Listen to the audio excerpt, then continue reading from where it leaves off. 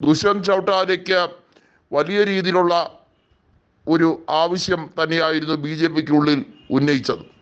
അവർ കൃത്യമായി പറഞ്ഞു BJPയുടെ നയങ്ങളിൽ മാറ്റം വരുത്തണമെന്ന്. എന്നാൽ BJP ഒരു കാര്യത്തിലും തയ്യാറായില്ല. കർഷക നിയമം ഉൾപ്പെടെയുള്ള കാര്യങ്ങൾ വന്നപ്പോൾ തെറ്റിപ്പിരിയുന്ന രാഷ്ട്രീയ സാഹചര്യം ഉണ്ടായിരുന്നു. എന്നാൽ ഏറ്റവും ഒടുവിലാണ് ദുഷ്യന്ത് ചൗട്ടാല BJPയുമായിട്ടുള്ള ബാന്ധവം അവസാനിപ്പിച്ചത്. മന്ത്രിസഭാ കാലാവധി അവസാനിക്കാൻ ഇനി മാസങ്ങൾ മാത്രം ബാക്കിയുള്ളപ്പോഴാണ് നിയമസഭാ തെരഞ്ഞെടുപ്പിലേക്കുള്ള പോരാട്ടത്തിനെ കുറിച്ച് ഇരുത്തി തന്നെ ചിന്തിക്കുന്നത്.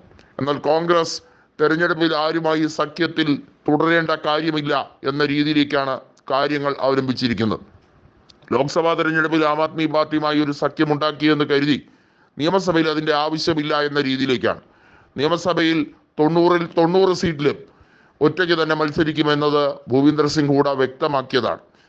ഇപ്പോഴത്തെ നിയമസഭാ പ്രതിപക്ഷ നേതാവ് കൂടിയായിട്ടുള്ള ഹൂഡ വ്യക്തമായി തന്നെ പറയുന്നു, ഹരിയാനയിൽ കേവല ഭൂരിപക്ഷമല്ല 4/3 ഭൂരിപക്ഷമാണ് കോൺഗ്രസിന്റെ ലക്ഷ്യം. 75-ൽ കൂടുതൽ സീറ്റുകളുമായി മൃഗീയ ഭൂരിപക്ഷത്തോടു കൂടി അധികാരത്തിൽ വരും എന്ന വിശ്വാസത്തിലാണ് കോൺഗ്രസ്.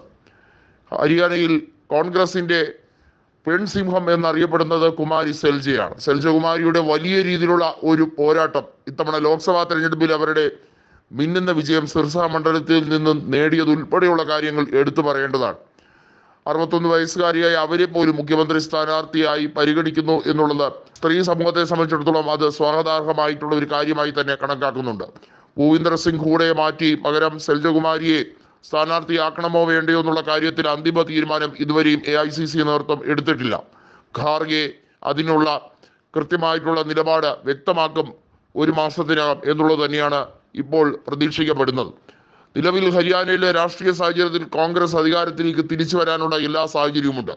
ഹിമാചൽ പ്രദേശ് കഴിഞ്ഞാൽ ഉത്തരേന്ത്യയിൽ ഹരിയാന കൂടി നിയമസഭാ തെരഞ്ഞെടുപ്പിൽ കോൺഗ്രസിന് അനുകൂലമായി മാറിക്കഴിഞ്ഞാൽ തീർച്ചയായും ഹിന്ദി ഹൃദയഭൂമി എന്ന രീതിയിലേക്ക്, ഉത്തരേന്ത്യ എന്ന രീതിയിലേക്ക് കോൺഗ്രസ് ഇല്ല എന്ന് പറഞ്ഞവർക്കുള്ള മറുപടി തന്നെയായി മാറും.